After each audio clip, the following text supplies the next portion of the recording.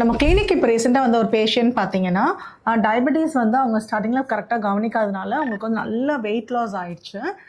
அதுக்கப்புறம் அவங்களுக்கு weight gain பண்ணணும் அப்படின்னு சொன்னப்போ, நாங்க அவங்களுக்கு கைட் பண்ண ஒரு சில விஷயங்கள் தான் இன்னைக்கு உங்ககிட்ட ஷேர் பண்ண போறேன். நார்மலாவே பார்த்தீங்கன்னா, இந்தியன்ஸோட பிஎம்ஐ பாடி மாஸ் இண்டெக்ஸ் பார்த்தீங்கன்னா, 25லேருந்து 27க்குள்ள இருக்கும். நீங்க லெஸ் தென் 25 இருந்தா தான் வெயிட் கெயின் பண்ணணும். அதுதான் வந்து ஒரு ஹெல்தியான வெயிட்டா இருக்கும். அத செக் பண்ணிக்கோங்க. செகண்ட் பார்த்தீங்கன்னா, உங்களோட டயட்ல வந்து நெறைய புரோட்டீன் சேர்த்துக்கோங்க.